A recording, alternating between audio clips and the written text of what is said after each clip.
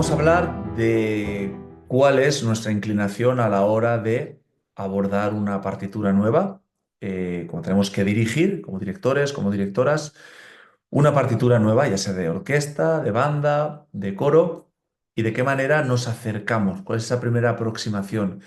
Habría que definir en primer lugar como dos vías o dos momentos, es decir, momento de una partitura cuya obra conocemos, o bien porque ya la hemos dirigido, o bien porque la hemos escuchado. Es decir, si tenemos que dirigir la Quinta Sinfonía de Beethoven, obviamente ya está muy introducida en nuestro imaginario sensorial. Es una obra asumida, digamos, ¿no?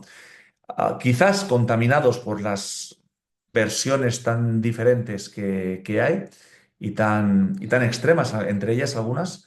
Y por otra parte, tendríamos también a ese lado de la novedad, ¿no? De intentar acercarnos a esa partitura conocida con nuevos ojos. Y por otra parte, tendríamos obras que nunca hemos dirigido, que no hemos dirigido nunca o que además no hemos escuchado nunca, no las conocemos porque son de nueva producción, es un estreno o simplemente conocíamos de la existencia de esta obra, pero nunca habíamos puesto atención en ella. Bueno, son como dos momentos, como digo, dos momentos emocionales diferentes a la hora de acometer este estudio.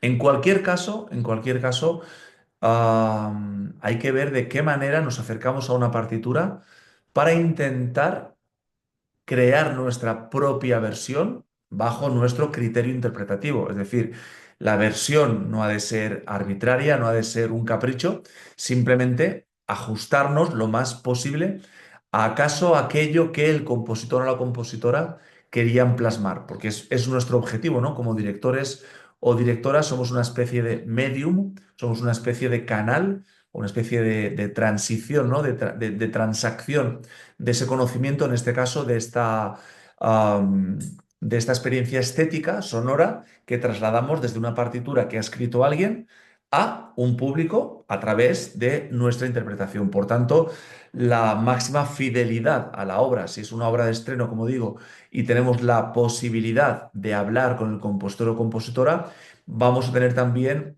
unos elementos de juicio para ese criterio interpretativo muy interesantes. Ocurre muchas veces, ¿no? Que el propio compositor o compositora eh, descubre nuevos contornos de su propia obra en los que a lo mejor no había reparado. Pero en cualquier caso, nadie va a conocer la obra mejor que aquel o aquella que la ha creado. Muchas veces caemos en esa subjetividad, ¿no? De intentar llevar la partitura a nuestro gusto estético, como si aquello que nos gusta fuese trascendente. Si lo que nos gusta a nosotros, pero está tamizado por nuestra subjetividad. Lo que sería objetivo es intentar, como he dicho antes, extraer de la partitura la esencia que buscaba, que pretendía el compositor o la compositora. No hacer un trabajo, digamos, demagógico, por decirlo de alguna manera, incluso vanidoso, de poner sobre la partitura nuestras emociones, sino que conectar con las emociones de quien ha creado la partitura. Por eso decía que en cualquier caso cabría evitar a toda costa escuchar una grabación. Quizás sea lo más cómodo, ¿no? Tenemos una partitura delante, bueno, vamos a ver cómo suena esto, ¿no? Vamos a coger una grabación. En el momento que hacemos esto, ya estamos siendo, de alguna forma, condicionados por la versión que ha hecho otro. Y aunque sea una versión absolutamente excelente, aunque sea una versión basada en ese concepto del criterio interpretativo que ha buscado conectar con la esencia que quería el compositor o la compositora, aún así estaremos haciendo la versión o nos estaremos acercando a la versión de otra persona. ¿Y qué interés tiene hacer la Quinta Sinfonía de Beethoven otra vez? ¿O qué interés tiene que una obra, que la primera audición seamos nosotros los protagonistas, ¿no? Que seamos nosotros quienes ponemos por delante nuestros sentimientos o nuestra motivación para hacer esta música, ¿no? Deberíamos ajustarnos, ser fieles, ser servidores de la obra. Por tanto, la primera sugerencia sería hacer una lectura general de la partitura, lo cual puede conllevar varias horas, si no días, leerla en su conjunto, ¿no? Hacer una lectura horizontal, una lectura vertical y hacer varias lecturas también oblicuas, ¿no? De qué manera los elementos constitutivos de la composición van interaccionando. Cuando tenemos muy asumida la partitura, cuando sabemos qué queremos, cuando tenemos controlada esa lectura y sobre todo cuando tenemos la partitura absolutamente en la memoria, es cuando deberíamos tener, y ya solamente por curiosidad, acceso a una grabación para ver de qué manera eso que nosotros ya tenemos de alguna forma estructurado dentro de nosotros, podemos cotejarlo con cómo lo ha hecho otra persona, pero desde nuestra seguridad o nuestra elección en cuanto a la interpretación. Y obviamente, en cuanto a una obra nueva, si podemos tener pues una grabación, aunque sea de MIDI, una grabación, aunque sea de una descarga, ¿no? Del archivo, del archivo de audio del compositor o compositora, por lo menos para ver también cómo funciona. Pero lo ideal es precisamente acercarnos a esa partitura de la forma más aséptica posible y desde el objetivo de la memorización.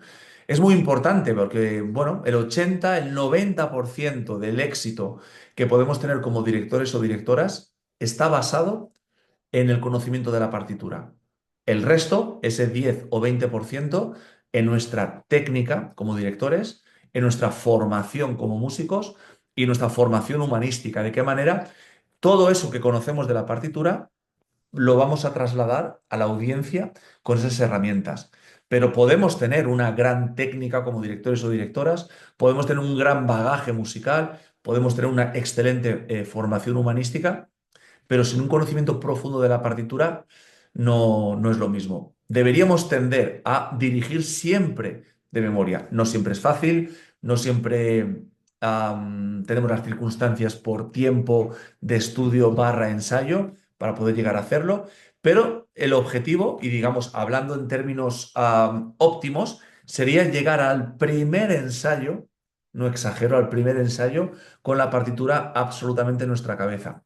Dicho de una forma un poco banal, tener la partitura en la cabeza y no la cabeza en la partitura, ¿no? No estar aprendiéndonos la partitura en los ensayos. Como digo, no siempre es posible y tenemos que tener recursos también para esa inmediatez que muchas veces nos requiere el calendario, pero si estamos hablando de hacer una interpretación óptima que se distinga, diferenciada, profunda, significativa, que es lo que queremos, porque replicar un modelo de algo que ya ha hecho otro no resultaría honesto por nuestra parte.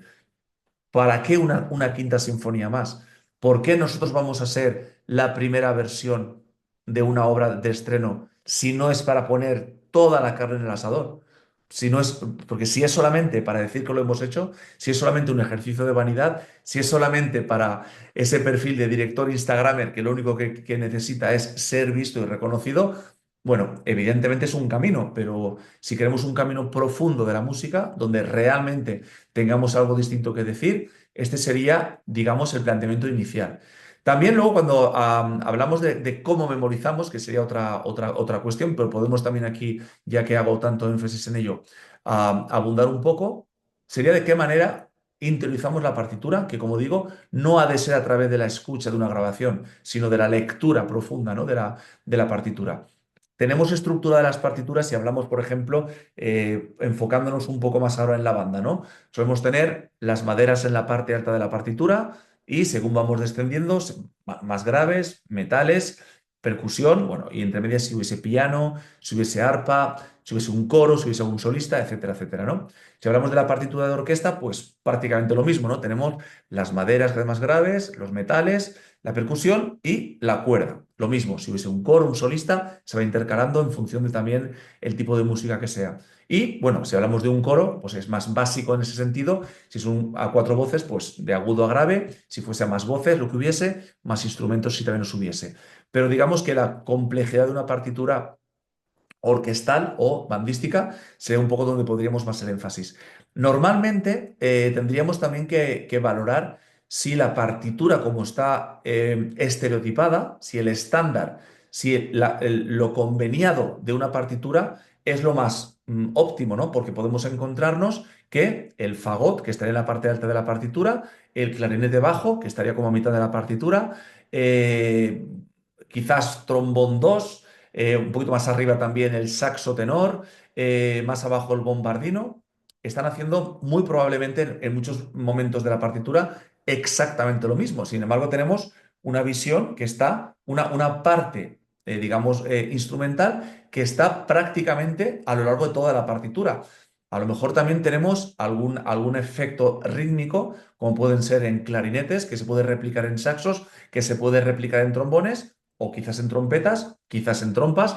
Por tanto, claro, sería un ejercicio también bastante arduo reescribir la partitura y en lugar de escribirla por familias instrumentales, que es como estamos acostumbrados a verla, reescribirla por funciones, tanto armónicas como melódicas. Es decir, bueno, aquí tengo un bloque de los instrumentos que hacen la melodía en este pasaje, porque evidentemente no será en toda la partitura, con lo cual imaginaros que podría suponer una partitura cambiada. Entiendo que es un trabajo ingente absolutamente, pero si bien no lo vamos a transcribir de esta manera, pues instrumentos que hacen lo mismo aquí, hacen otra cosa aquí, aquí. 3 páginas más adelante, pues ahora resulta que la función la hacen estos instrumentos. La parte armónica estos, pues la estructura de otra manera.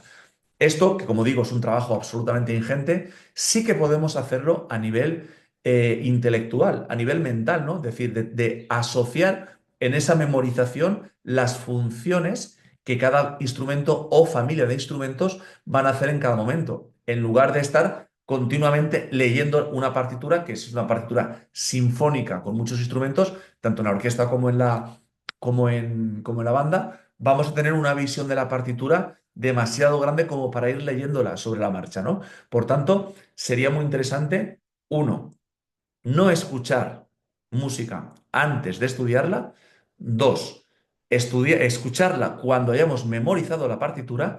Y tres, ese proceso de la memorización, basarlo también en una deslocalización de la partitura en función de sus objetivos, de sus funciones, valga la redundancia, tanto armónicos como melódicos. Y a partir de ahí, tanto en el ensayo, como por supuesto en el concierto, entregarnos a nuestra técnica para trasladar primero a los músicos y por ende a la audiencia, al público, una versión que sea genuina, que sea única, que no tenga por qué parecerse a ninguna otra, que sea honesta y que esté basada en un auténtico criterio interpretativo.